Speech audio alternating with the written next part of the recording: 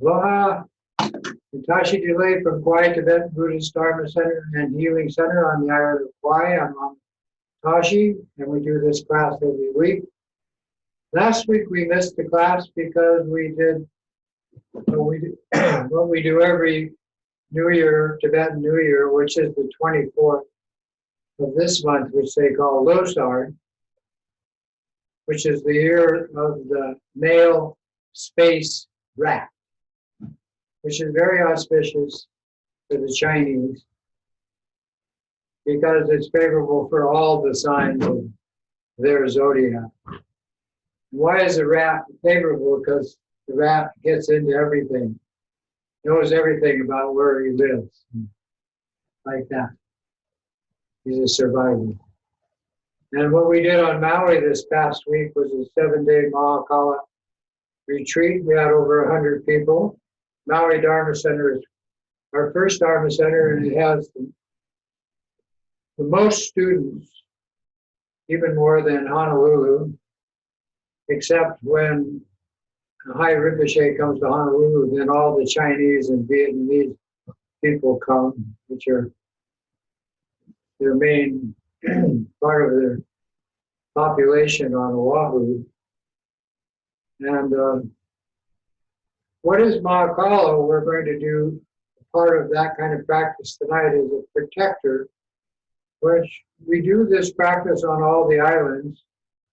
But we didn't do it here on Kauai because we don't have the support that we had before, and it requires a lot of people to put it together. And what has happened here on Kauai is impermanence, which, understanding impermanence, everything is impermanent. Half of our students died, and the other half moved away. And then we lost our house by the stupa, which was our only place for water and go to the bathroom and have electricity enough to do the 3 or 4 day Mahakala practice on this island. So Abby and I, we've done it here prolifically. So this island's covered. But the reason we do it on each of the islands is for the spiritual energy of those islands and protection. Primarily protection against extreme weather conditions, which, because of global warming, have become a problem in Hawaii. And the biggest one, of course, is hurricanes. And since we started doing these practices and setting up stupas and having more and more people practicing, hurricanes haven't been a problem in Hawaii since Iniki in 1992. That doesn't mean they don't come here. It's just that we like to keep these critters offshore, which is a good thing. For our class tonight, we're going to do 3 practices. And in the Tibetan tradition of shamanistic practice, it has 3 categories. And these 3 categories fall each into a category that each of us is experiencing as we take birth in the human condition and grow up and grow old. And I'm talking about growth and development and evolution. So each of us is growing and each of us is developing, and some of us are evolving. And the evolutionary part of it is caused by spiritual growth. The other 3 are natural. But when we grow spiritually, it is required to have 3 spiritual conditions developing from our practice. And if one of these are missing, then the spiritual practice can't evolve into what we call higher and higher, better and better condition. And by that I mean moving out of the condition of cyclic existence, which is what 99 9/10% of the humans, animals, and spirits experience, life to life, into another aspect of evolution of the consciousness where that's not a problem, where the pain and suffering is either lessened or doesn't occur at all. And what is required for this process of growth and development and evolutions is 3 spiritual accomplishments. The first one is understanding one's own power or energy program and how to attain a state of good health physically, mentally, emotionally, and spiritually. And that's where the power is necessary. But power by itself is destructive because without compassion and insight into the true nature of consciousness and the knowledge of how to use it, then the power becomes an aspect of identifying the self more and more as existing. And that's not favorable. That leads to more cyclic existence. And cyclic existence is based on the emotional program that goes with our thinking and with having a human body with the 5 senses. And the human body with the 5 senses is always dictating or controlling the situation, along with the thought process, which is the 6th sense, which is emotionally conflicted. And these emotional conflictions are disturbing how we sense through the body, through the 5 senses, the outer world around us, and how we relate to others in this situation. So you have to have these 3 develop: power, which leads to good health, as I explained. Then compassion, which means the real reason we're doing this is for the benefit of everyone in the entire universe, because we're all interconnected to us. Each of us individually. And then insight. Insight means what is relatively true and what is ultimately true. And these 2 truths are embedded in your consciousness. And the relative truth is the way the emotional program and the thinking and the senses are dictated. They're programmed. And that relative truth is causing the distortion in our consciousness and in our growth, development, and evolution as a conflict. And that's what's causing the pain and suffering. The ultimate truth, which is also embedded in our consciousness, is that this is not necessary. This relative situation, yes, it's necessary to be a human being to grow, develop, and evolve, but without emotional programming, without judgment. That's the key word.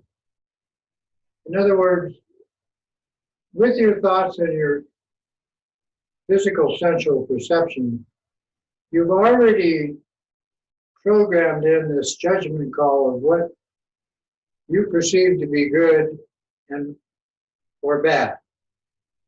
Or in some cases, what is superior and what is inferior. And those judgment calls cause the emotional conflict to arise spontaneously. And the emotions are identified with the self, which, because of the way we think about ourselves, is not true. And so this relative situation is totally disturbing because it's not ultimately true. And how would you describe ultimately true is there's no emotional programming. There's no judgment in that state of consciousness. You don't perceive things, the outer world and your relationship with others emotionally. You just don't do that. And that's beyond concept. That's outside time. That's outside the aspect of space itself. But it exists. And this ultimate state of consciousness is infinitely more powerful than the relative state. And also, there's no pain and suffering because there's no judgment call. Now, this is what we call Buddhahood. But Buddhahood is a made-up word. You know, when the Buddha took birth 2,600 years ago, he didn't call what he was doing Buddhahood. And all the people that have become Buddhas down for the last 2,600 years because of his dialogue, because of his teachings, and actually practice them and attain that state of consciousness, we're simply moving from the relative situation of consciousness into the ultimate truth state of consciousness. And that's the only difference between a person that is spiritually mature and those of us who are not. Now, this can be defined very simply as the relative state of mind is called judgmental mind. The ultimately true state of your consciousness is called non-judgmental mind. That makes it simple to explain to others. For instance, what we're doing right now. But in practice, you actually have experiences arise from your practice that cause you to move from this program of the relative state easily and deliberately into the other nature of your consciousness in such a way that you will not only stay there, but you will find it rewarding on all levels. And that's where the compassion is activated. That's where ultimate, or what we call altruistic compassion, is activated. And once that is activated in your consciousness, now you've moved into the realm of infinite potential. And when I use the word infinite, I mean beyond measure. And that infinite potential is like the nature of the universe. This universe is a state of energy, light, and space of infinite potential proportion. Also, it's infinite in its capacity because it doesn't have a boundary. It fills space. And this other aspect of infinite potential means that you can use that in an infinite application to infinite sentient beings. And once you start to do that, you have become a mature human being. And you can only do it in the human condition. You can't do it in the animal world. And we do take birth as animals. We have, and we will continue some of it. You can't do it in the spirit world. You can't do it in the heavenly realms or the war god realms or the deprived spirit realms or the hell realms. They're too emotionally conflicted. And the animal realm is conflicted from ignorance, lack of awareness. But in the human condition, we have this embedded. And that's the good karma of taking a human birth. And also, human birth is the least of all the births. And by that I mean, in numbers, very, very few sentient beings find human birth on this or any planet. Animals, you can't count. In the ocean, on land, even in your own body, you can't count how many animals. Spirit world fills the universe. Everywhere in the universe there's spirit. So understanding this is the basis of what we call Buddhism. And from that, we develop devotion for ourselves. We find our existence to be valuable, precious. Why? Because we can benefit others, we can benefit our environment, and we can alleviate the pain and suffering of others. That's what all mothers do. That's it's in the animal world and in the human world. We can see that. And the basis of this is simply loving kindness or concern for the well-being of others, which is what we call compassion. But when you can apply this to countless sentient beings, now you're talking about ultimate good health. Mentally, which produces it physically and emotionally, and of course, with practice spiritually. Now tonight, when we do these practices, it's going to be about these three things: compassion, power, and insight. And in Tibetan Buddhism, besides the three lights meditation of the breath and the 5 elements practice, which promotes healing, which are relative practices that anybody can do, it's the basis of Tibetan Buddhist shamanism. We have the deity yogas of the spiritual evolutionary process. And the three we're going to use tonight is Chenrezig, which is the mantra Om Mani Padme Hum, or Om Mani Padme Hum in India. That's all about compassion, power, and insight, but the emphasis is on compassion. And the second practice we're going to do tonight is Manjushri. Now, Manjushri is a practice designed for understanding how to use the power with the compassion to produce this evolutionary process in the individual and in the human condition for all beings to attain this state of maturity called Buddhahood. Then the third, that's the power. But that power is because of the insight of that, which that practice developed. So now we have the promotion of the Chenrezig as compassion applied to all sentient beings. The insight is how to develop that, connect to it, and use it, knowledge and insight. And then we have what we call the protector level of practice, which is actually those two together produce this feeling of like a mother for her only child. So the compassion is unconditional. The power developed from the practice is also unconditionally applied.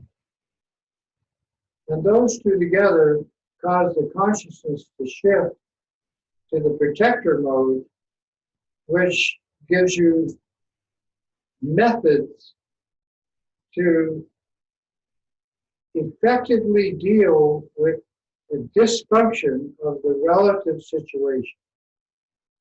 And not just for oneself, but everybody that you have karmic connection to. Family, friends, relatives, lovers, pets, enemies, and so forth.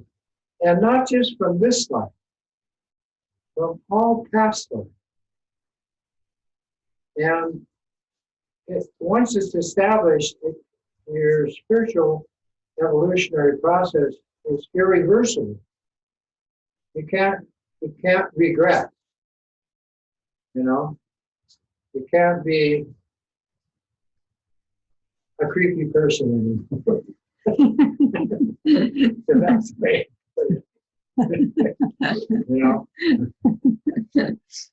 it's not this won't be in the program, which affects what we call the 6 Bodhisattva practices. Yes, I call this all Bodhisattva Training School because that's really what it is. The Bodhisattva Training School has 6 disciplines. And they're actually kind of like the 6 syllable mantra of Chenrezig, Om Mani Padme Hum, where the first 6 syllables of what I call Manjushri, Om Vajrapani, those. Or it could be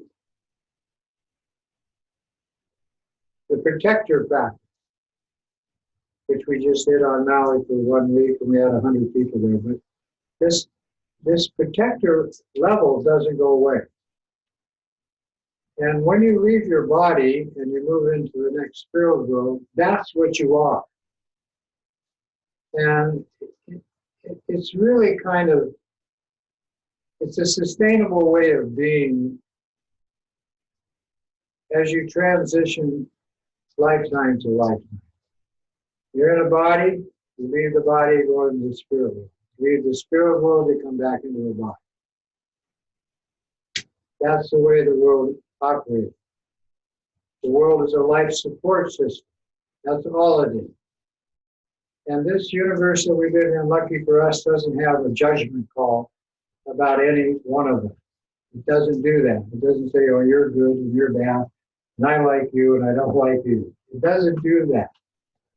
It just sets up the natural situation where life can appear, evolve, grow, and carry on. That's it.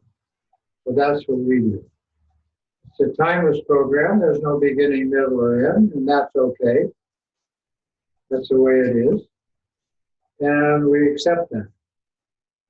When we have the 6 disciplines, generosity is number 1, most important.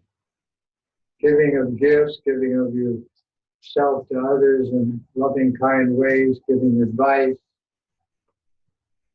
teaching the Dharma, very powerful gift, and so forth. And the second level is the Bodhisattva training is the morality of it. And the morality has many rules. You have the Bodhisattva rules, and you have rules for being a teacher, and you have rules for being a monk and a nun, a yogi or a yogini. They're not rules, they're guides. And they're effective. But the main one is you don't harm yourself. You do not intentionally harm yourself. You don't intentionally harm others. And you don't intentionally harm your environment. Those are the 3 rules of morality. And when you use those, ethics and good manners are absolutely necessary. The 3rd Bodhisattva discipline is patience. Now, these are learned practices. But when a mother has children, these are usually what the mother's teaching. So patience is important for with yourself to do the practices, with your others, with the people you have karma with, and with the environment around you. The 4th discipline is diligence. That means it's 24/7. 24 hours a day, 7 days a week, from now on, this is your discipline. Then you add those 4 with meditative concentration. The reason you need to meditate is so that what you want or imagine that you need or whatever is appropriate arises from your ability to focus. And when this is established, what you imagine and what actually exists are the same thing. And simply put, that means you can project, which is what we're all doing anyway, outside what is useful. Just like we just did this 7-day retreat on Maui, what we call a Mahakala. Tonight we're going to use what do you want to do? What's the protector practice? We were going to do Vajrapani. Okay, but Abby says we're going to do Vajrapani. Now there's 100 deities and 42 of them are peaceful and 58 of them are protector practice. And one of those 58 is Vajrapani. Well, Vajrapani is the power of having altruistic compassion with the Chenrezig practice and the insight developed through the Manjushri practice. And so when you do that, your mind with the focus and the imagination working together start to produce an effect outside. And it's called the wish fulfilling chant. I personally have experienced that exactly that. But each one of us has to discover that for themselves. You know, my teacher, Lama Rinchen, said he always had some doubts about the Buddha's teachings from learning them so young and then through the teachings of being a monk and monastery and then his travels in the world. But now he's 87 years old and he says, now I really believe that this is the wish fulfilling chant. And he is in retreat in his mountain retreat on Maui, in a place called Kanaya. And he's been in retreat for the last 4 months. Then, what is the sixth discipline? So we have generosity, morality, patience, diligence or perseverance, number 4. Meditative concentration, being able to focus single pointedly on one thing for long periods of time. The sixth one is intentionally connecting to the nature of the energy of the universe itself, which is light. And that light is symbolic of the absolutely truthful other nature of your consciousness. Now, I use the word other, even though it's not really separate from the relative truth of conditioned existence. It's simply unconditioned existence. And how would you understand this is in relationship is like the mother for the only child, the love for the child is unconditional. That's the two kinds of love. So we have the wimpy love, the conditional love, which permeates most of our social situations on this planet. Then we have the unconditional love, which means I give you love, I expect nothing back. But anyway, now you understand the other one. People can't really apply that on Valentine's Day very well, because at least you get one a box of chocolates. But that's it. So this other nature of your mind is unconditional, and it applies to the way you slowly take away anger out of your program. You slowly take jealousy when it arises, envy out of your program. You take arrogance, thinking you're superior in any way to anybody, out of your program. And attachment. Ooh, there's a big one. Out of the program. And by doing that, the ignorance of how things really are disappears out of the program. So it's just like a computer. Delete, delete, delete, delete what's not appropriate or what is harmful. Insert what is kind and considerate. And the ultimate antidote for all emotional conflict is loving kindness. So now we're going to start to do the practices by taking refuge in the 3 jewels, which I just called the wish fulfilling jewel. There are 3 of them. and the three roots of tantric practice, which are the lamas and the lama symbols of peaceful and protector deity. We started with the altruistic motivation that all of what we do is for everybody else. In order to attain enlightenment for ourselves and limitless sentient beings, our mothers, we now altogether take refuge and, when possible, offer prostration. We go for refuge to all the holy lamas. We go for refuge to all the idams, the deities gathered in our mandala. We go for refuge to all the Buddhas, those who have conquered the mind and gone beyond. We go for refuge to all this supreme Dharma. We go for refuge to all the noble Sangha. And we go for refuge to all the Dakas and Dakinis, who are the protectors and defenders of the Dharma. All of these possessing the eye of transcending learning. To the Buddha, Dharma, and this supreme assembly, we go for refuge until enlightenment. May I, through merit gained from practicing the six bodhisattva disciplines, accomplish Buddhahood for the benefit of all living beings. And I'm going to chant the altruistic motivation, which is unique in the Tibetan Buddhist tradition, which simply means you're doing this to bring all beings to maturity or Buddhahood. And this, I'm chanting this so that the spirits that inhabit this body and everything in this area know what we are doing.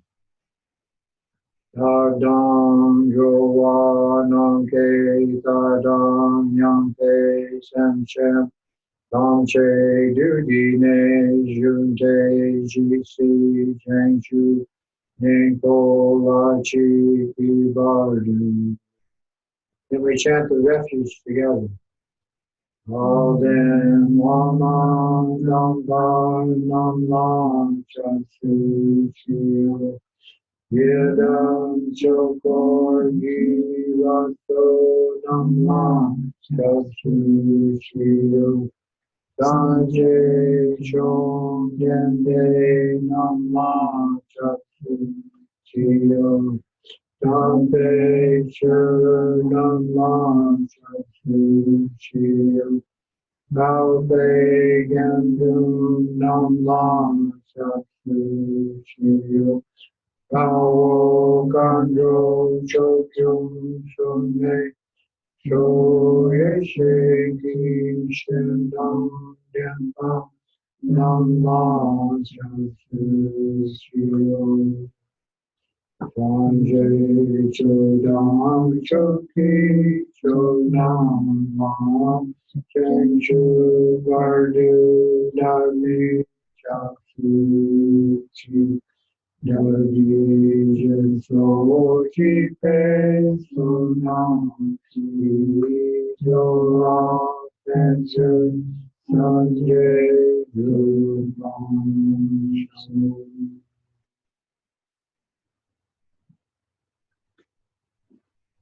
In the back of this refuge sheet, in the lower right-hand corner,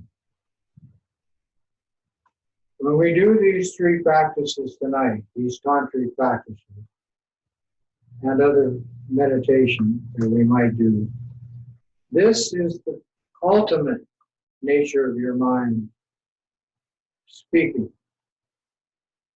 May all beings have happiness and the cause of happiness.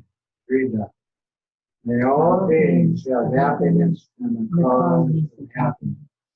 May all beings be free from suffering and the cause of suffering. May all beings dwell in bliss, free from all pain and suffering. May all beings dwell in equanimity, free from attachment, free from aversion, pride, jealousy, fear, anxiety, depression, etc., etc., etc. But those four, May all beings be happy and free of suffering. May all beings be away from pain and suffering and their causes. May all beings establish through practice this mind of bliss, and may all beings develop equanimity, which is emotional stability or non-judgmental mind. By doing those, accomplishing those four things, you are a mature human being. That's the simplicity of Buddhism.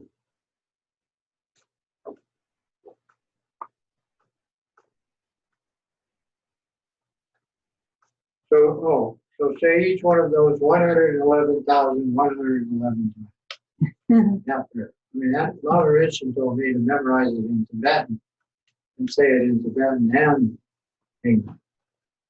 But that's very powerful, that four-line prayer.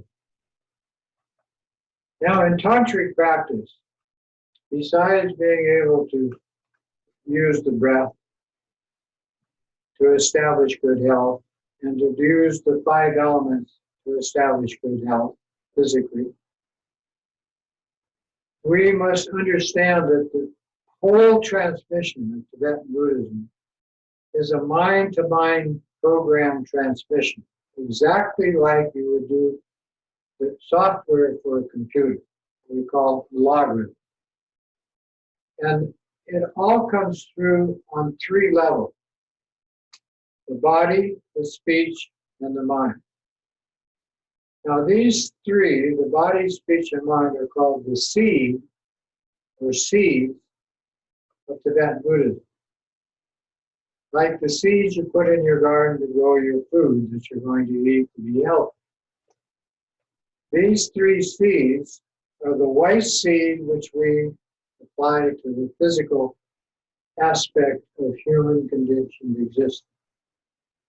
The red seed is the patterning that we design in the body through spiritual practice, so that what comes out with our exhale, which is our speech, is appropriate. That's the red seed. And then those 2 together form a patterning in the mind, which slowly weed out the judgmental preoccupation, this mental degrading program that causes pain and suffering. And that's the blue seed. So we use the Sanskrit language to convey the Dharma, which is prolific. There's hundreds of thousands of Dharma teachings and millions of books you can read and videos you can see. And if you go on to YouTube, you can see what I'm talking about. But they're all conveyed from the teacher to you through codes. And the Sanskrit language is based on resonance, which is a factor that everything that exists in the phenomenal world, all phenomena, whether it be mineral-based or particle-based, or as we talk, spirit-based, any of that is all patterning. And this patterning exists in the form of light. And the light has resonance. And this resonating factor is how the tantric practices of Tibetan Buddhism and other similar practice programs work. And so when the transmission is given, it comes through from the Lama's, first of all, physical aspect, example, and the advice is a white transmission based on the resonance of the sound Om. And this looks like this in Sanskrit. And it's different than the one that Hinduism is similar. But this Om looks like a 31 with a V and a dot. But this Om is the light energy itself of what everything is made of. all phenomena to affect our body. Because without the body, the mind doesn't have a place to reside. Yes, the mind is all pervasive, but it must be in a form. And then the second aspect is the resonating aspect of the body affects the breath, and the breath is the voice. So the second code letter is ah. It looks similar to the Om, but it doesn't have the two symbols above it. Sometimes it has these two dots of it, which means this was a discovered teaching in the Nyingmapa tradition, but you don't really need those. So this ah is the sound of energy itself, which is the power of the speech of the human condition, how we communicate. Then these two together function to work the mind into an aspect of whatever appropriate or whatever is healthy, physically, mentally, emotionally, arising.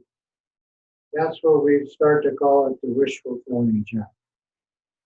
So these three code letters are the way all Tibetan Buddhist sutra, tantra teachings, and the teachings on voidness, the nature of mind, are transmitted. And it's very similar to the computer, which has these basic logarithms or codes which cause whatever we want to appear on our computer screen to occur properly. So that is necessary. Now, in practice, we visualize the Om in the head inside a white sphere of light in the head, affecting that energy control system we call the brain. The Ah is visualized in the throat as an energy enforcer for the speech, the voice. And the Hum is placed in the heart chakra because this is where all loving kindness and compassion symbolically arises. This one is Hum is the symbol of what we call the medicine of Tibetan Buddhism. All the healing energy that we apply to all the animal, human, spirit world, and our environment is summed up in this sound, Hum. And it looks kind of like a tilted 5 with a hook under it and a dot over it. You can make it simple.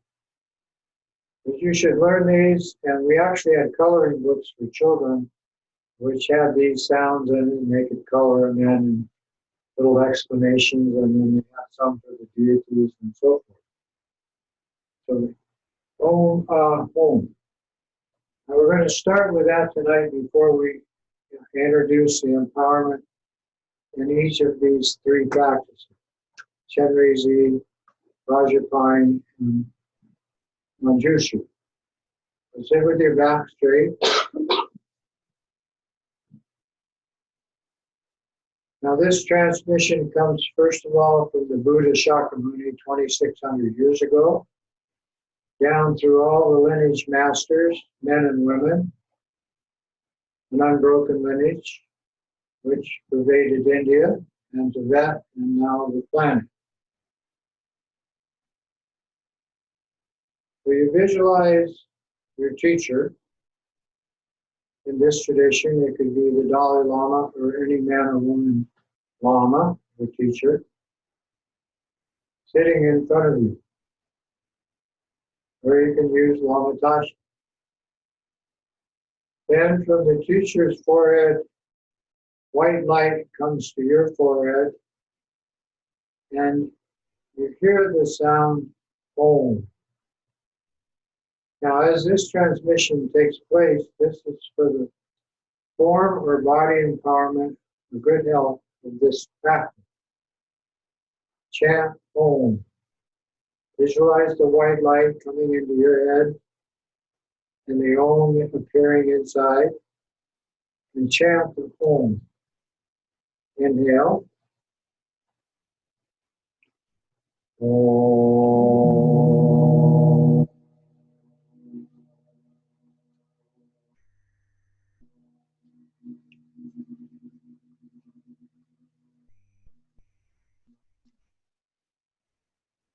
Then visualize red light from the teacher's throat to you for the voice empowerment, speech empowerment, as a result of the changing of the patterning within your own physical form. As this red light penetrates your throat, the ah is embedded in the throat, and you chant ah. Inhale. Ah.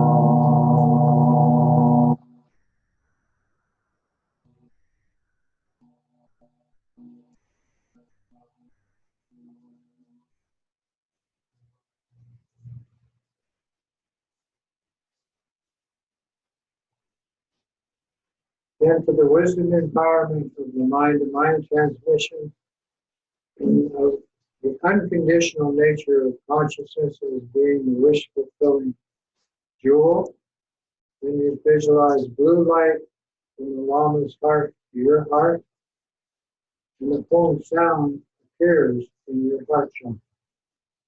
Chant Om. Om.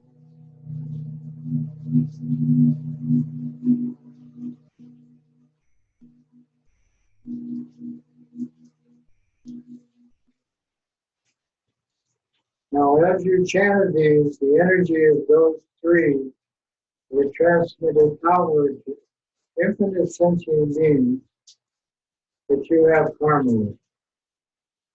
And all of these are your purpose for practice and your support as a living human being. Now see all three lights shining simultaneously from the teacher in front into your three places and chant Kree. Now when you do that, all three sounds come together into the heart chakra. And the Kree is the ultimate compassionate nature of loving kindness directed outward to every sentient being in the universe, and especially the ones you have karma. Chant Kree.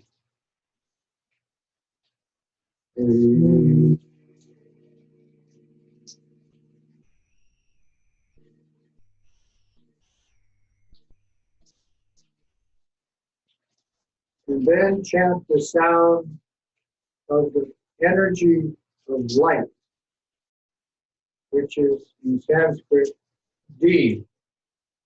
And you see that, feel that energy in your heart center, your throat center, and your head chakra, all at the same time. Inhale, chant D. D.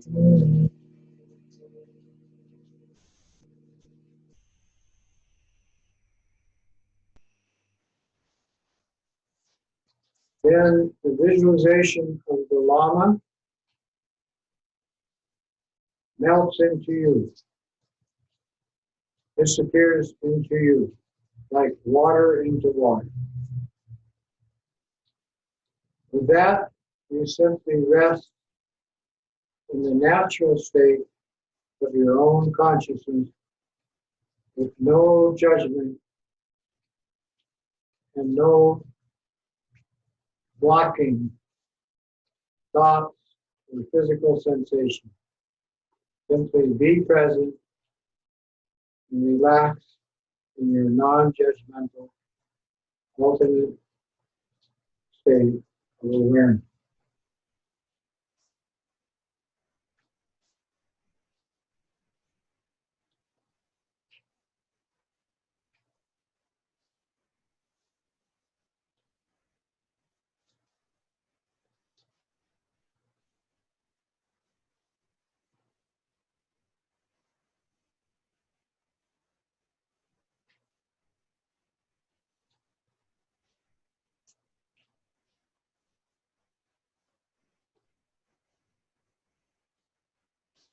Then bring that awareness from the inside, outside, right before your eyes.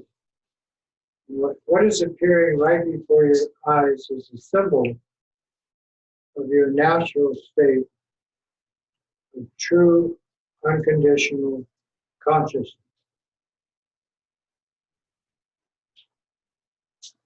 And this becomes the natural world, just as it is. And that completes the empowerment for these three practices that we're going to do tonight.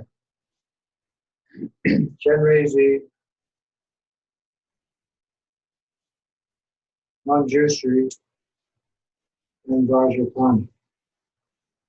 Compassion, insight, and power. So we'll start with the first practice tonight,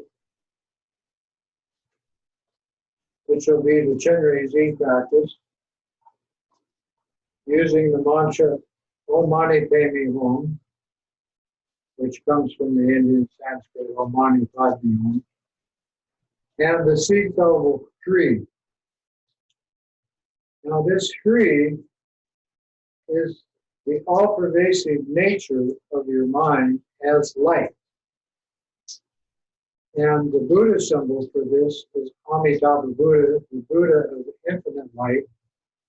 And when you see that Buddha, he's usually sitting with hand in the lap.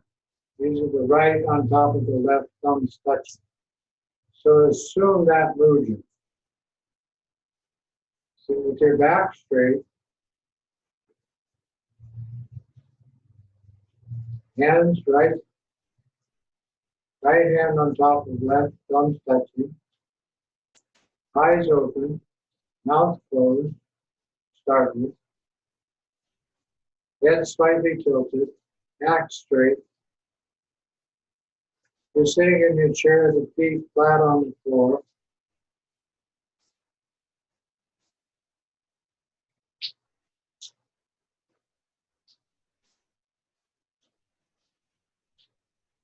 And say the mantra of Amitabha, the Buddha of infinite light. Om Amitabha Deva Shri. Deva means Deva of light. Shri means the resonance of your natural mind. Om Amitabha Deva Shri. Om Amitabha Deva Shri. Om Amitabha Deva Shri. Om Amitabha Deva Shri.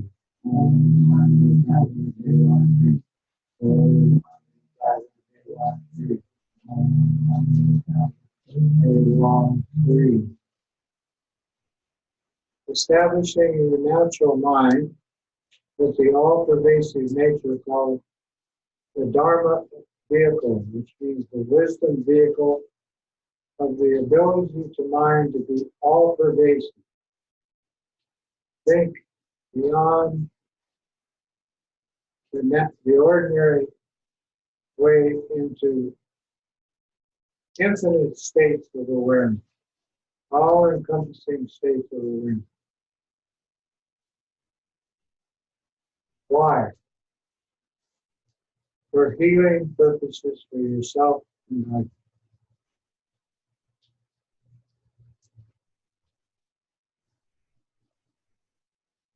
Then, in the heart of Amitabha Buddha, which you have become, the Shri appears.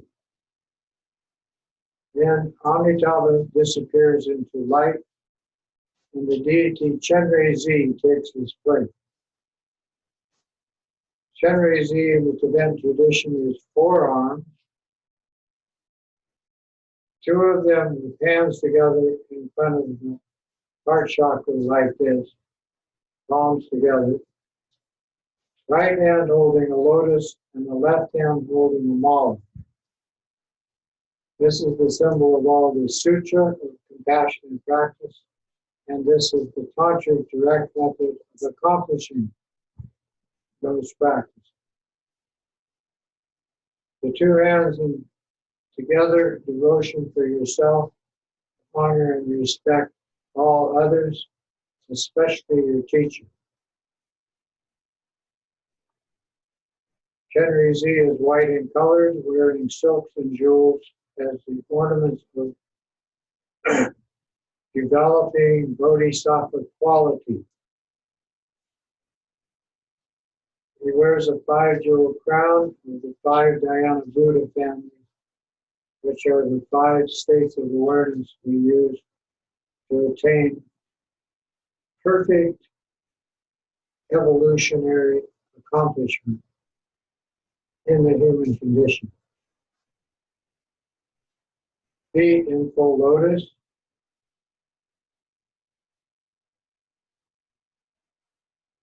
And from each of his chakra energy centers, light emanates, filling his body and out in every direction to all the 6 realms.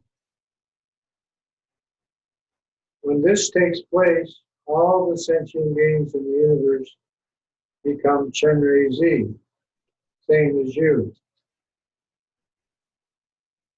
At that moment, the heart mantra appears because you have, in your mind, brought all sentient beings to spiritual maturity as this bodhisattva symbol.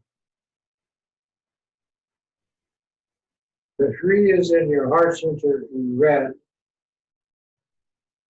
3-dimensional, and around it are the 6 letters Om in front, and then clockwise Ma, Ni, Pe, Mi, Hum, which simply means that all the sentient beings are accomplishing the same spiritual evolutionary progress as you, equal to you, as the symbol, and you equal to your lineage master and all the lineage back to Shakyamuni Buddha who started them. With that, you sound the mantra, visualizing yourself as Chenrezig. Red 3 in your heart chakra with the 6 elbows of the mantra, each one a different color, like jewels surrounding the 3. The blazing light coming from the 3 and the 6 elbows through your form and out in every direction. So you become like the energy of the sun filling our solar system. And every being in your mandala of light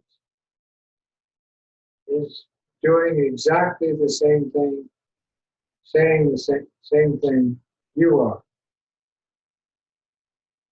Om Mani Padme Hum. Om Mani Padme Hum. Om Mani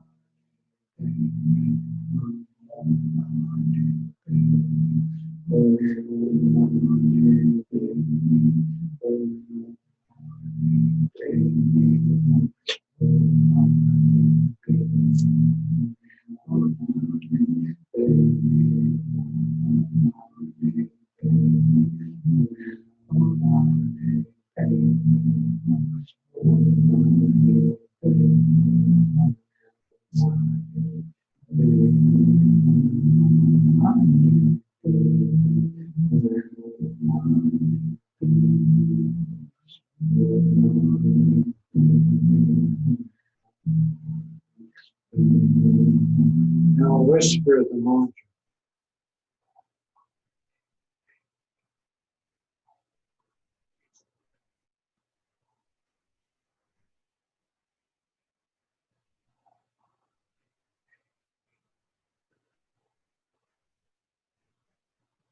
And silently just visualize the sound of the mantra coming from your heart, from those 6 elbows and the 3 through you and out to everybody. And every being, and your mother, sentient being, in your mandala doing the same thing.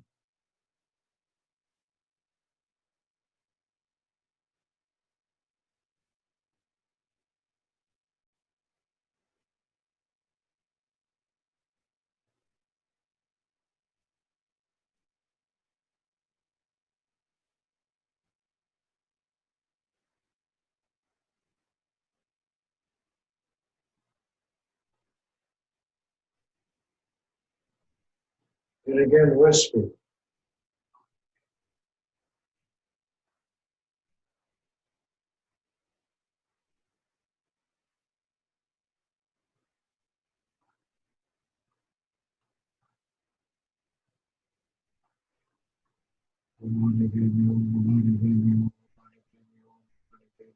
Sound.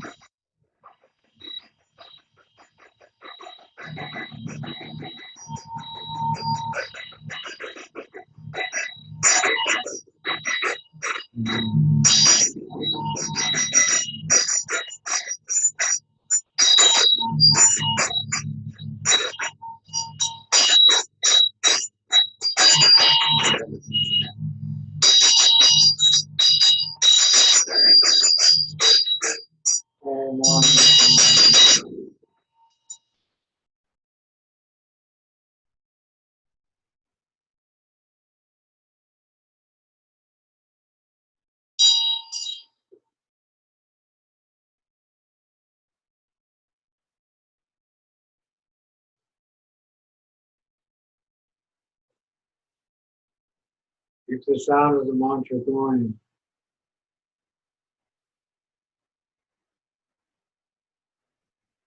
Keep the visualization of you as Chenrezig and all beings Chenrezig in your mind. Infinite light flowing from your heart chakra and their heart chakra, everywhere, to everyone.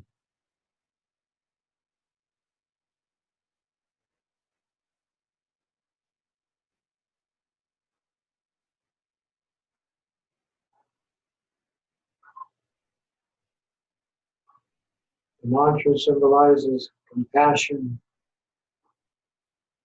concern for the well-being of every living being in the universe, unconditional love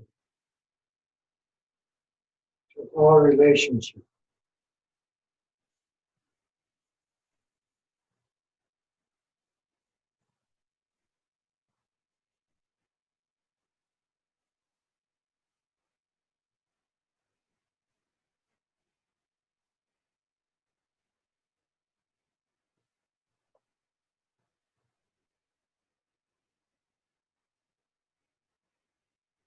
Then this flow of infinite compassion, loving kindness, combined with the light of your own natural mind, is symbolized with the Shri and the Buddha Amitabha above your head. So as you do this practice, you visualize the red Amitabha Buddha with the Shri in its heart center above your head. You as Chenrezig and all beings as Chenrezig. with the Buddha above their head and sound the mantra. Om Mani Padme Hum. 3. Om Mani Padme Hum. 3. Om Mani Padme Hum. 3. Om Mani Padme Hum. 3. Om Mani Padme Hum. 3.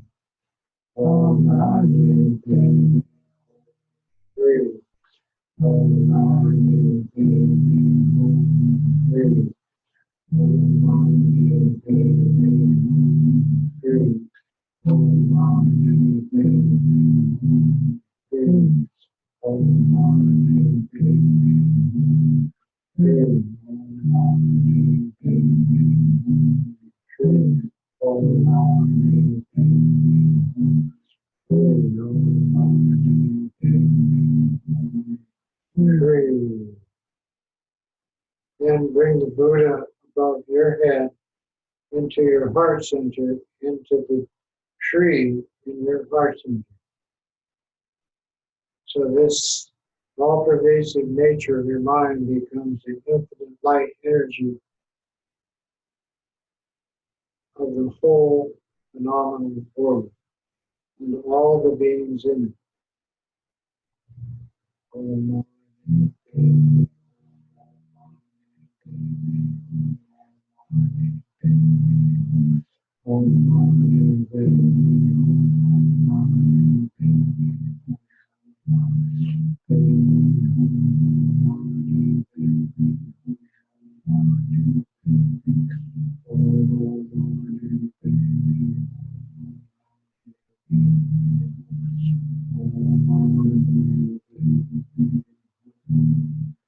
Free. Finish with free. Free.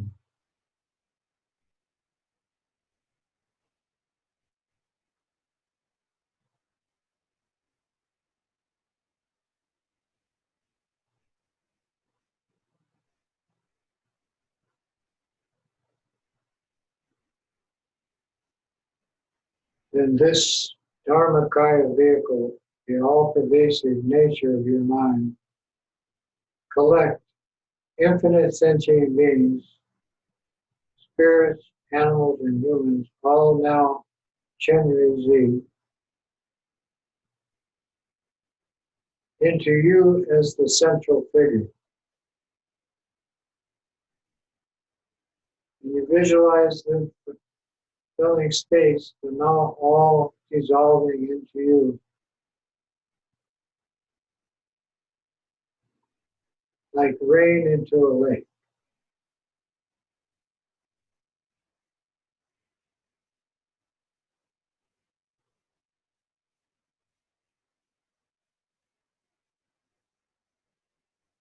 Then you as the central bodhisattva figure, symbol Chenrezig, disappear your Chenrezig body into the 6-syllable mantra in your heart center.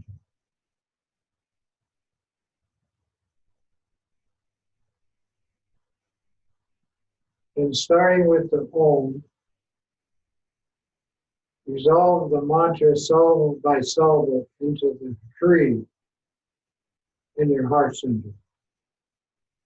So first the Om in the Ma, Ni, Pe, Ni, Om.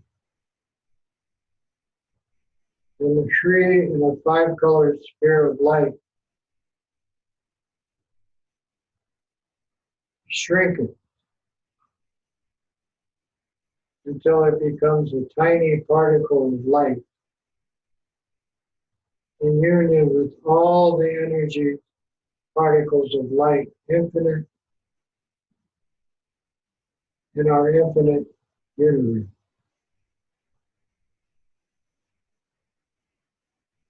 Pervading the boundless fabric of space.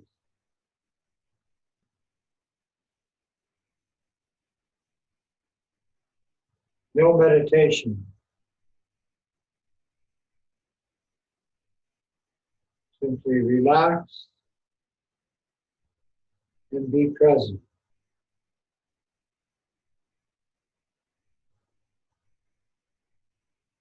Allow the mind and bodily sensations to flow just as they occur. No judgment.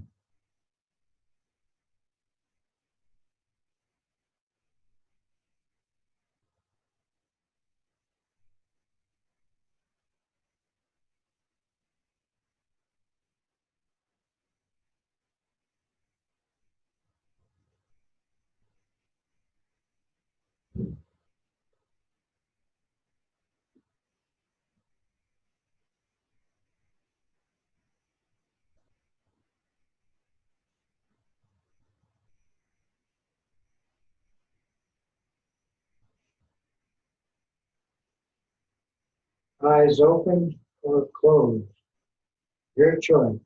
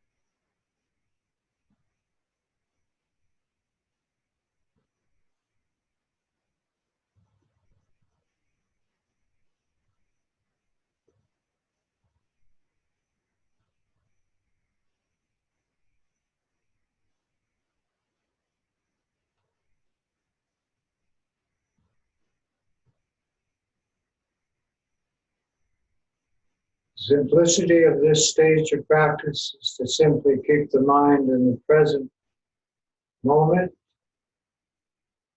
and contemplate space.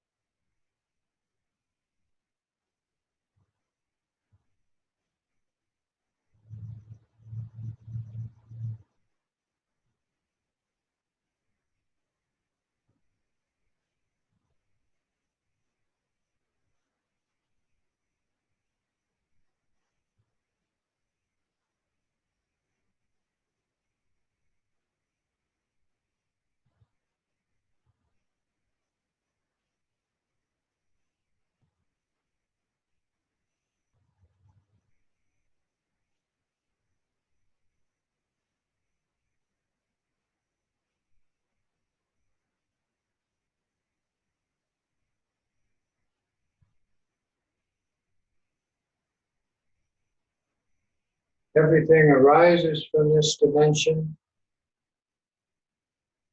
presents itself in light, and disappears back into space.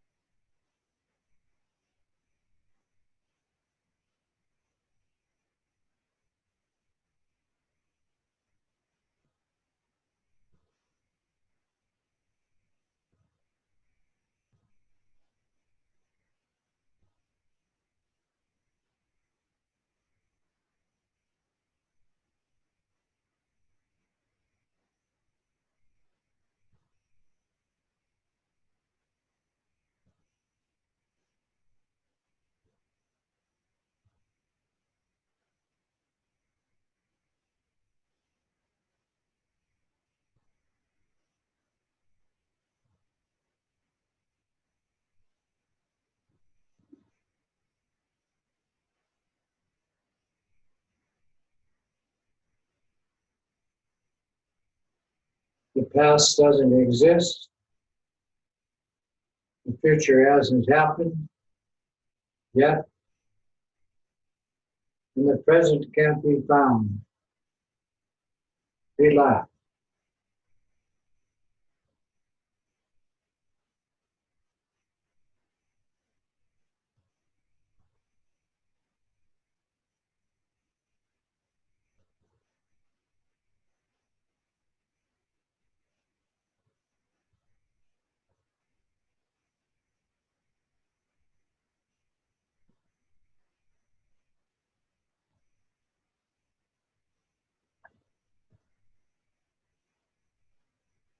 The state beyond judgment is called bliss. Arise from your practice into that state of mind. And we'll take a short break.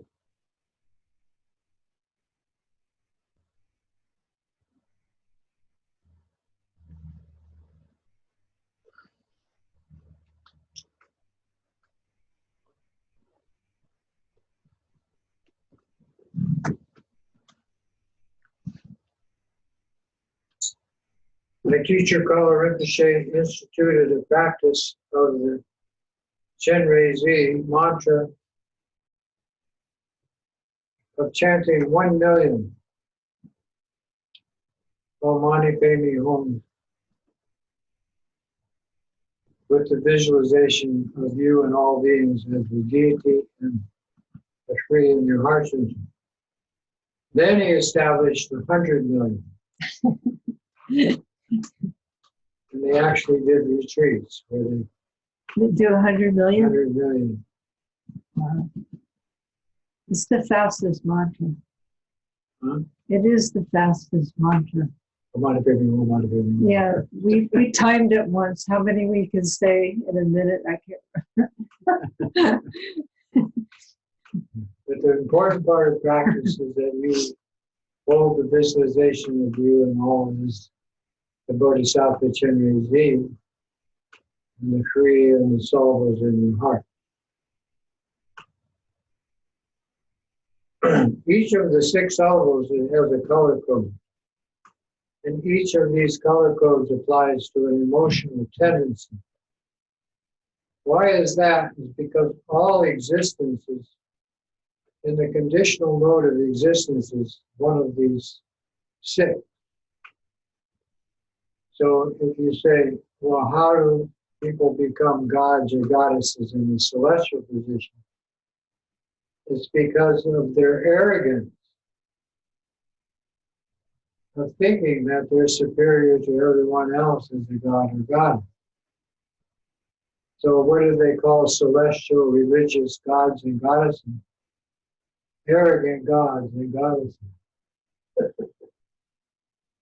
And the war gods and gods, which is also considered heavenly because they have the best of everything, is all about jealousy, coveting,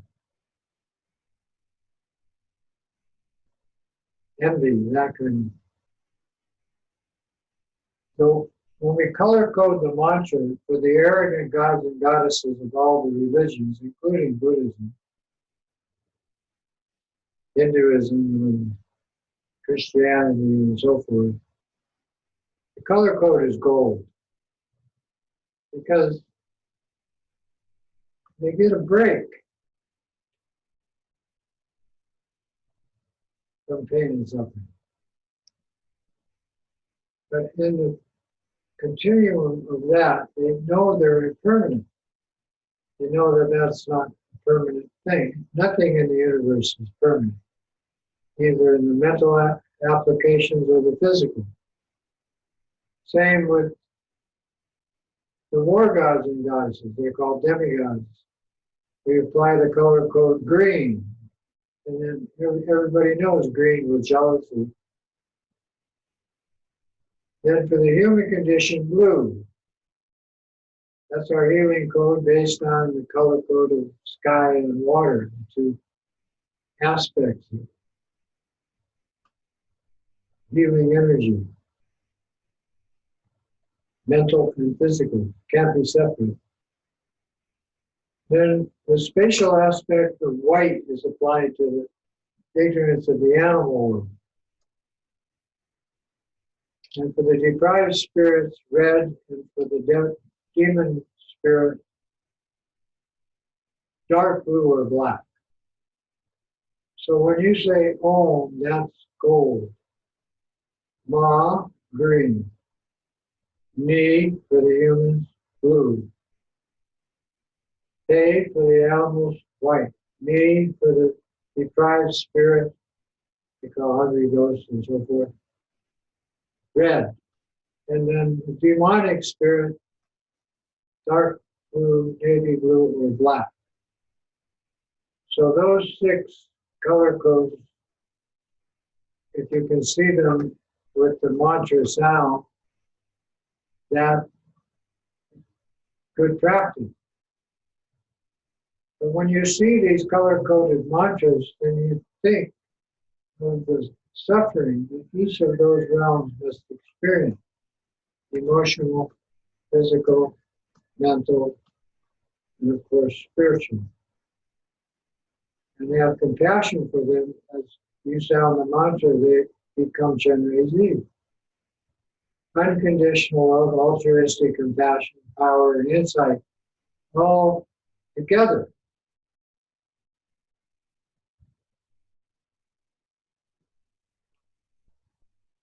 That evolutionary accomplishment takes you out of the cyclic existence, and you start to spiral into higher and higher states of awareness, which don't have a ceiling. So when you start this, I'll use the word upward spiral out of cyclic, emotional, judgmental existence, you start to experience more and more of your universal situation.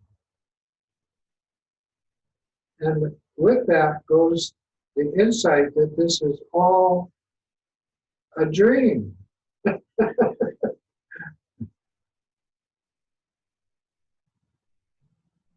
This appears, but in reality, its nature is space, voidness. And that is the nature of everything, and light is the energy of that. And so that's where the 5 Dhyana Buddha families start to work with all these emotional programs and dissolve them, and in their place produce something more appropriate, which is higher, more powerful, and insightful states of awareness. As you evolve into this, then how do you pass it on to your children? How do you pass it on to your lovers? How do you pass it on to others that want to learn the same aspects of consciousness that you're enjoying? Then we use Manjushri. Now, Manjushri is the energy program of compassion applied through knowledge. Well, if I take my root lama, Kala Rinpoche, I was just given a book that's about this thick on his life and how he evolved and where and what he did. Well, the book's about this thick, and it's filled with pictures, and it's got hundreds of teachers in it, and students, and all these hundreds of Dharma centers that appeared because he went to all these different places. And stupas everywhere. We have one here on Hawaii. Maui has 4 or 5. Big Island has several. Honolulu has it. But when you go to these countries where Kala Rinpoche and these other masters spread the teaching, these stupas and monasteries and centers are everywhere. They're prolific. And what are they? They're energy programs designed to bring good health to the humans, animals, and spirits that live in those geographical places. And that's, of course, why we put one here on quiet for healing, with Kala Rinpoche's blessings and Lama Rinpoche's and many other teachers. So when we do Manjushri, it's about how to establish the Dharma not only inside, but in relations to everybody you have karma, including your pet. Of course, your children and your loved ones. So Manjushri is visualized similarly as Chenrezig. We're using a male bodhisattva symbol. His two arms, and the seed syllable is D, the sound of light or energy. And when it's applied so that you start to become less and less judgmental. And with this new aspect of consciousness evolving, because you're not using the judgmental aspect, how to use that in your situation, with your karma, with your relationship, with your ability. And the mantra is similar to in application. So the D takes the place of the 3 in your heart center. It's red. And each of these deities has a consort of one of the elements, which is space, which is this sound, gong. So they're all using the female aspect of the universe itself as the complementary female energy. The D looks like this. Looks like a letter U on its side with a hook over it. And that is spelled DHI, which is placed in your heart center. And that is the aspect of, again, the Buddha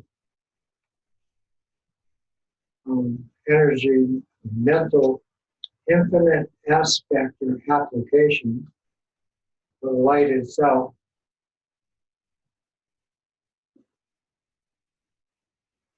And Manjushri is visualized in the Bodhisattva posture, sitting with left leg drawn in and right extended, and holding a dorje and bell.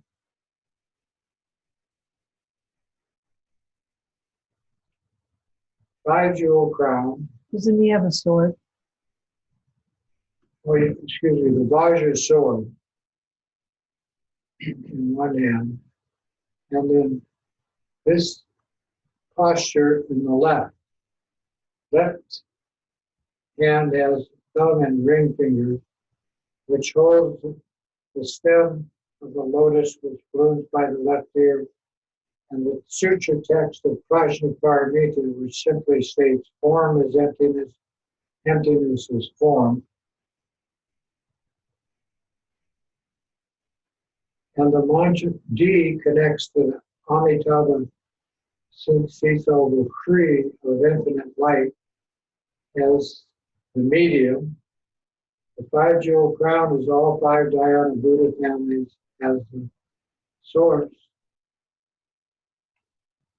And again, you project your mother in front as same symbol as you.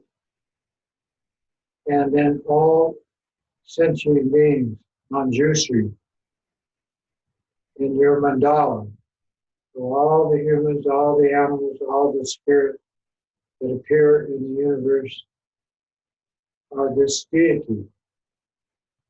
When you have that mandala in your mind that is applied to every sentient being, that activates your Dharmakaya vehicle, the wisdom nature of all-pervasive application. Then the mantra appears because of that in your heart center, Om in front, Ha, Ra, Pa, Sa, Na. D becomes the seed vowel, Soha. So Om, R, Ra, Pa, Sa, 6 syllables. D is the seed vowel. Then Soha is attached as the expression that this is a timeless, always increasing application. So we'll start with the three lights meditation, and then you've already received the empowerment for your body, speech, and mind. So first we'll do the three lights meditation of the Om Ah Om. Back straight, eyes open, mouth closed, head tilted, hands in a comfortable position, head slightly tilted forward.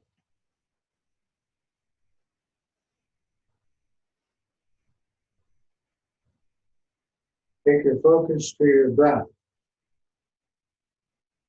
With the inhale, you hear, you see the air energy of the five elements filling your lungs with white light. Then the middle breath is the absorption of all that energy through every cell in your body. You visualize that taking place, flashing red light to every part of your foreign body. Then those two energies together are exhaled out the nose as blue light to space, color of the sky. Your choice of blue. As you inhale the white light filling your lungs, you hear the sound Om. The energy program of the elements pervading your cell structure of your form with red light, you visualize, you hear the sound Ah. And with the exhale of these two together out the nose, is blue light available as a healing breath for every being. You hear the sound Om.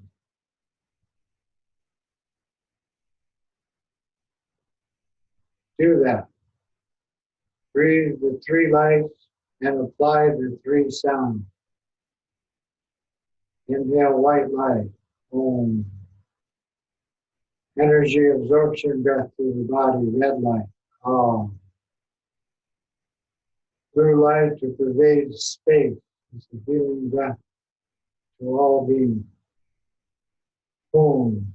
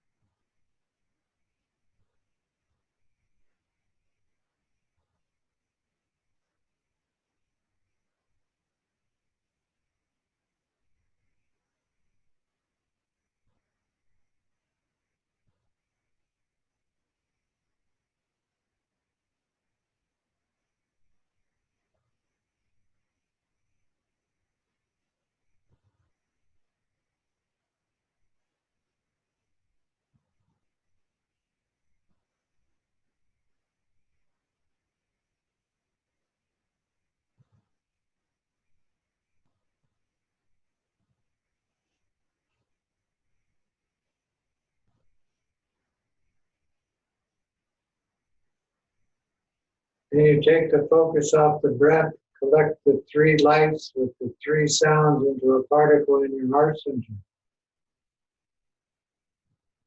This connects you to the aspect of the infinite light of the fabric of boundless space. You rest for a few moments in that state of timeless absorption.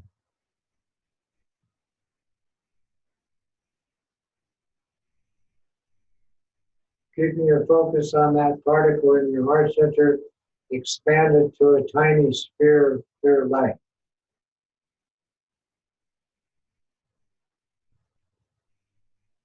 Then to a larger five-color sphere inside marked with the syllable D in red. Encompassed in a five-color sphere of light, it produces the code of Manjushri. When you visualize yourself as Manjushri, you have a white light in your head, the red light in your throat, and the blue light in your heart center. The more and more you practice, then the two other code letters appear, the Chom in the navel and the Shri in the sex chakra. With these five codes, Om, Hum, Chom, Shri, and the five jewel crown on your head, you connect to all five Dhyana Buddha families and all the 100 deities of each of those five families, together with their consort. Then you as Manjushri sound the mantra which is applied to infinite sentient beings as the same symbol as yourself, in the same way you apply the Manjushri, the Chenrezig mantra. When you create this mandala of infinite sentient beings as Manjushri, all with their sword and lotus and same appearance, the heart mantra is sounded. Om, Ram, Ram, Pa, Sa, Nam. Then the D becomes the central sound in the heart center. Then Soha means always increasing in power, always increasing in insight and compassion. Ha, timely. Om, Ta, Sa, Nam, Di. Om, Ta, Sa, Nam, Di. Om, Ta, Sa, Nam, Di. Om,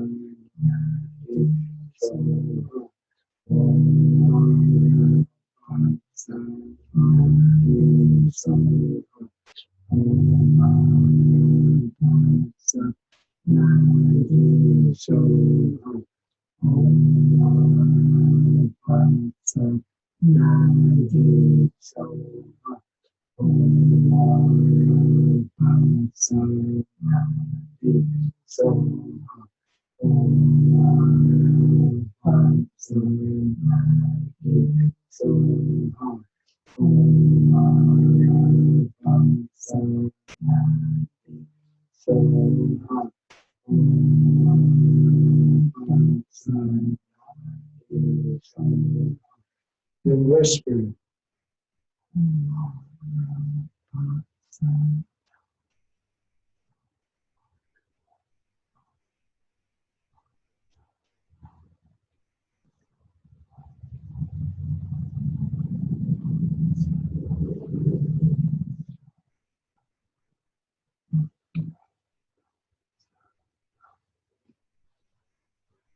Then silent. See it rotating in your heart. The D in the mantra fills your body with light and blazes outward like the sun's energy pervades our solar system. All the beings in your mandala, same as you, equal to you.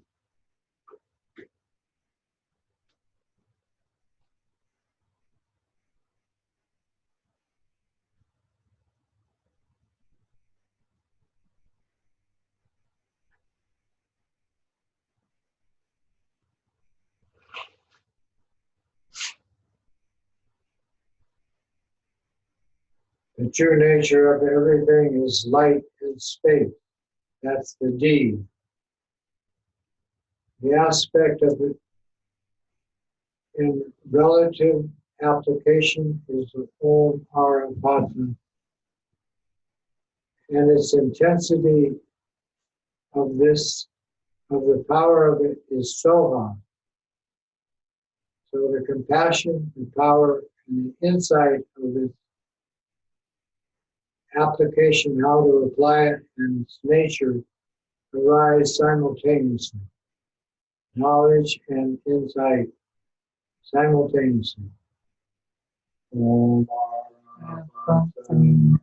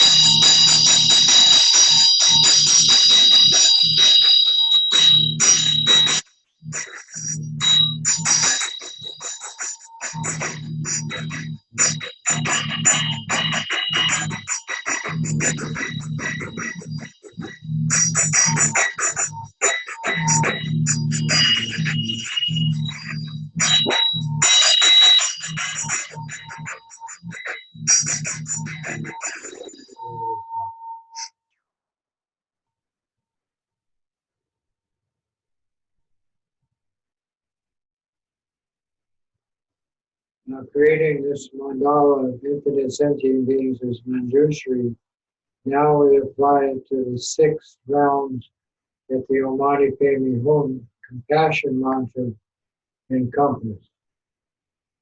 So the Om, Ara, Pata, Na are to go to those 6 rounds. The D is the all-pervasive nature of mind that they all come to understand their true nature as Buddha is totally enlightened in how to use that state of awareness of non-judgmental mind. So the mantra is shortened to understand the true nature of compassion of the mantra. You say Om, Ar, Ra, Da, Da, Na, then the D is in the middle, no Soha. Then each of those souls become a sword, and the D is marked on the sword standing this way, in the center of your heart center. And the other 6 swords around it are sending light to the 6th round. Wherever animals and humans appear on planet is 2 of the realms, and the other 4 rounds are the 4 rounds of the spirit world pervading the universe.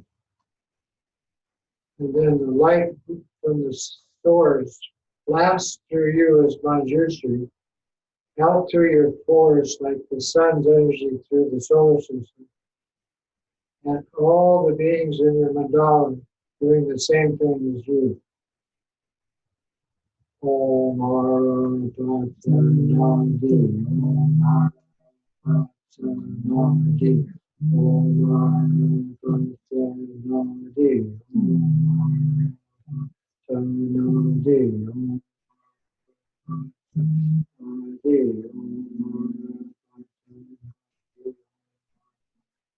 Sanadi, Om Ara Pata Nadi, Om Ara Pata Nadi,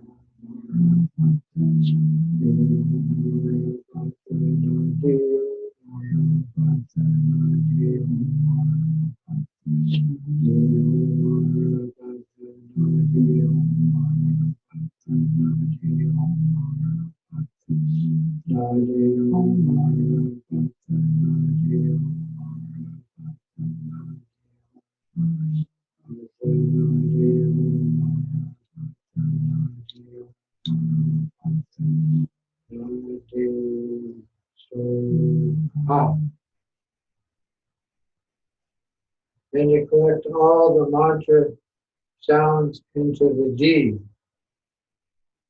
and focusing just on the D in the 5-colored sphere of light, which indicates all of the elemental energy of the 5 elements pervading the universe and all of the 5 states of Dhyana Buddha awareness. You sound just the D. This red D is 3-dimensional in 5-colored sphere of light. You focus on that, blasting that light through you and out to space like a supernova. Focusing just on the D. Sounding. D. And blast light everywhere. D. D. Say the D. D. D. D. D. D.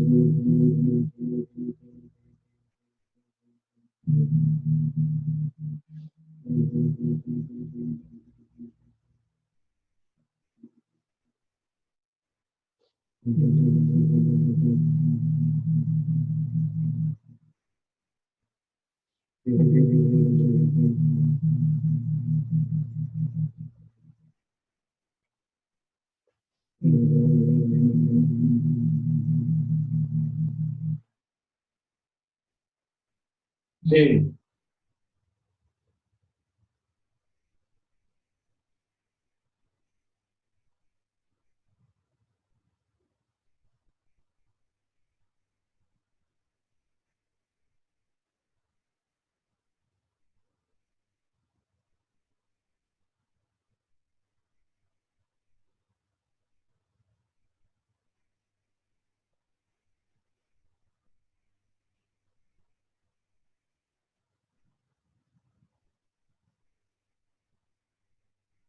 The state of infinite light is the timeless present moment's nature.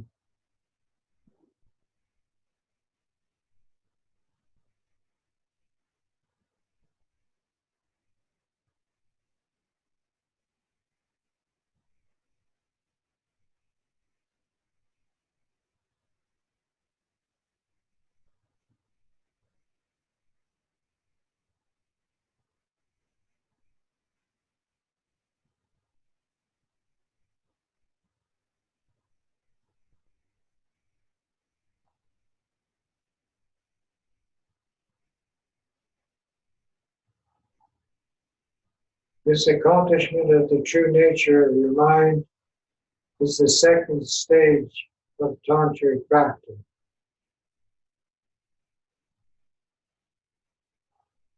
Dissolve the creation stage with all of the visualization and sound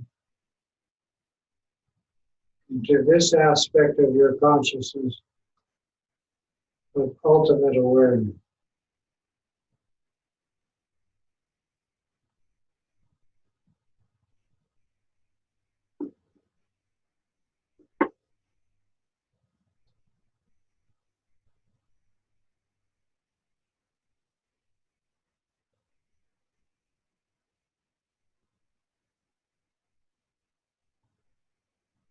Then you apply this nature of mind, this ultimate awareness, to the relative awareness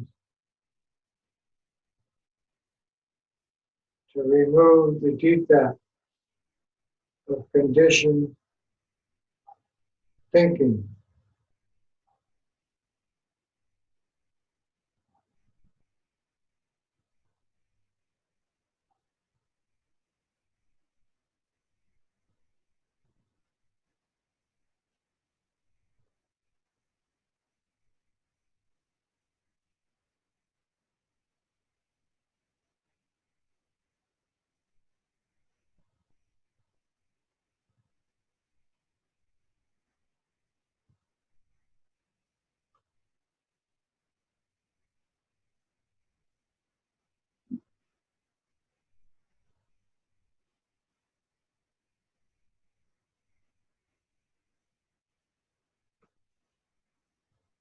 This dissipates the subject-object dichotomy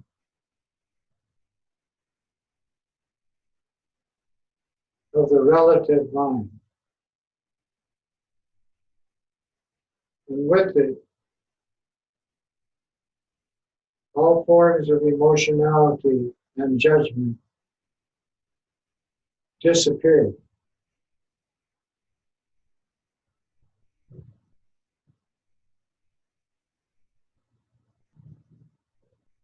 Rest in that state of voidness.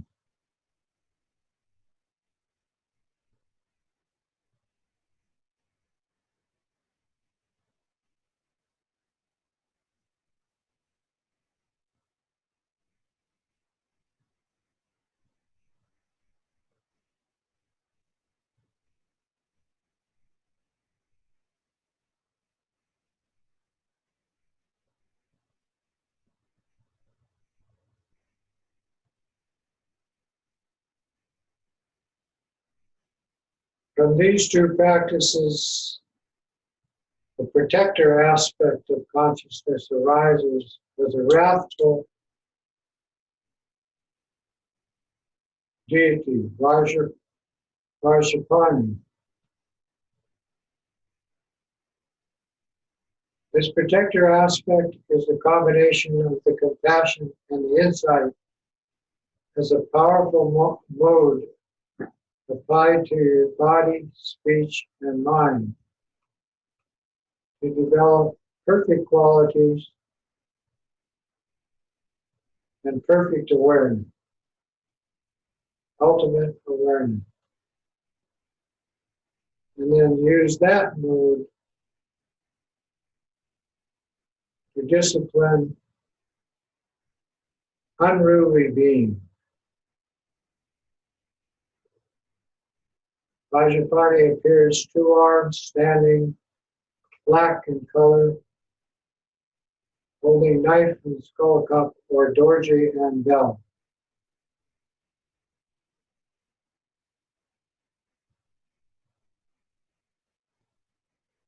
We relate to him as a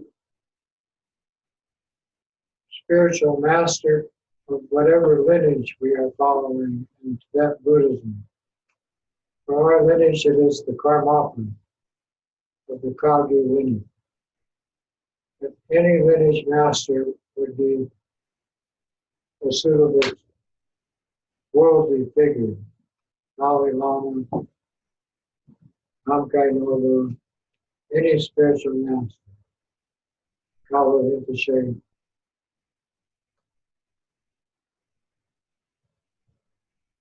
When you visualize yourself as the protector, three eyes,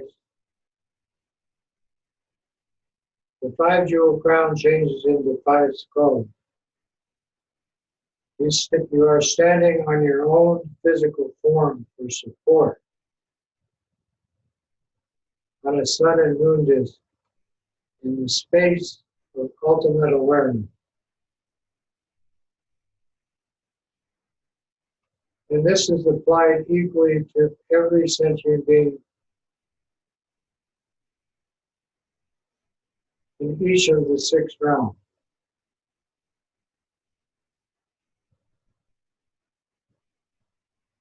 The expression of this is similar to the unconditional love the mother has for her only child. And then that simile is applied equally to every living being.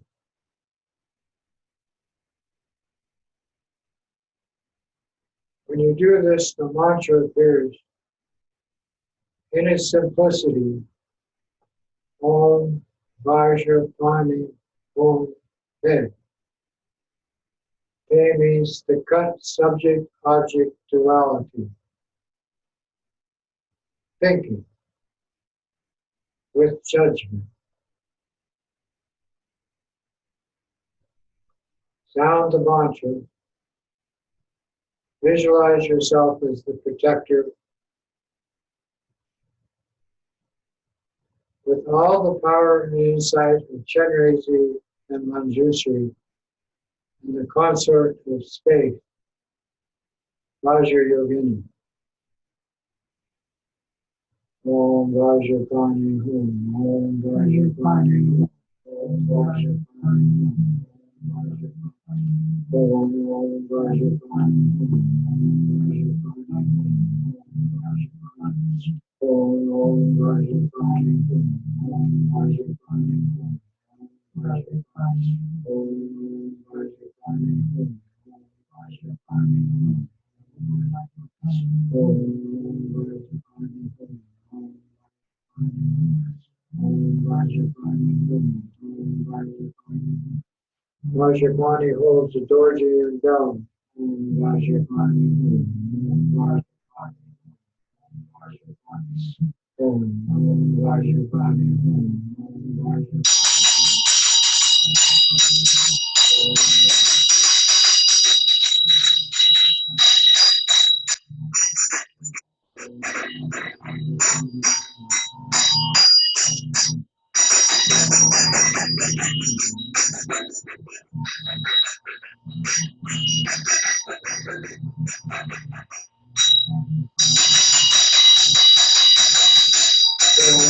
Hey. Om Vajrapani Om. Om Vajrapani Om. Hey. Om Vajrapani Om. Hey. Om Vajrapani Om. Hey. Om Vajrapani Om. Hey. The Om Pei can be applied to dispel any obstacle or spiritual influence. Om Vajrapani Om. Hey.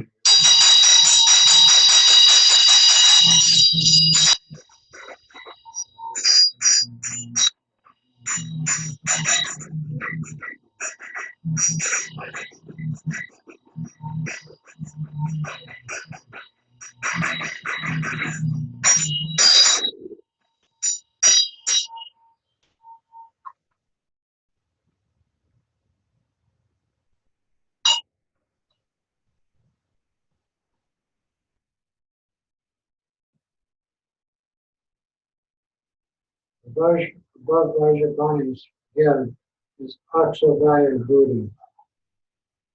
The Akshavaya Buddha realm is one of complete unity, and the idea of separation on any level of existence is cut, disappeared.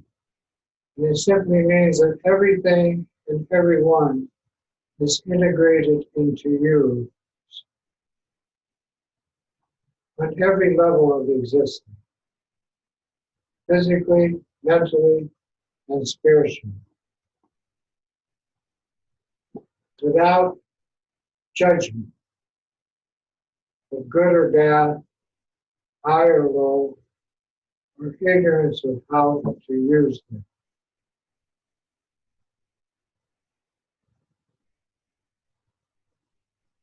Om Vajrapani, Om Vajrapani, Om Vajrapani, Om Vajrapani, Vajrapani. Focus in your heart center in dark blue, and as you sound the Om, light radiates through your body, and healing energy goes everywhere to the sixth realm. All humans and animals that take life forms on planets, and all the spirits that pervade everywhere, the four realms of the spirit, all receive the healing energy of the home. Om Vajrapani Om. Om Vajrapani Om. Vajrapani Om. Om Vajrapani Om. Om Vajrapani Om. Om Vajrapani Om. Occupy blue above your head. This Buddha sits with the right hand on the right knee, palm inward, and left hand resting in the meditation posture in the lap. And he is dark blue in color. Complete unity. This union is the union of the body, speech, and mind of all the Buddhas of the 3 times in 10 directions. Om Vajrapani Om. Vajrapani Om. Om Vajrapani Om. Om Vajrapani Om. Om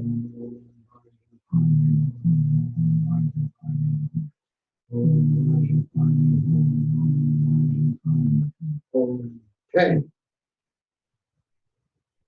Then you dissolve that visualization into the home in your heart center, into space.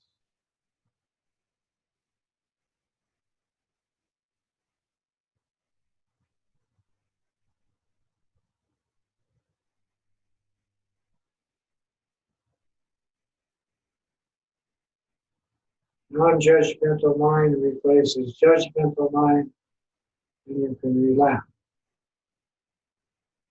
Dedicate the merit to all sentient beings. Kewa di na cha de chenpo tu ne go ching king ma de sa ra ku fa shin chang je ku sun ne pai ju ma dong sho de de gu ding pai ju ma dong Kendo Nietzsche Rinpoche Maki Chitargo Manju. By this virtue of having realized Mahamudra, and have quickly established all beings without a single exception in this state. By the blessing of the three bodies of the Buddha being accomplished, by the blessing of the truth of the Dharma being unchanging, and by the blessing of the wishes of the Sangha being unwavering. That's it.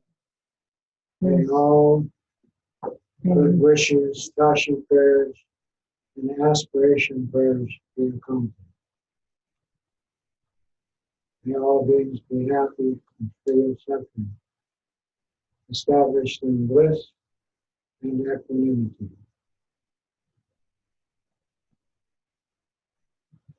Tuchiche, thank you very much.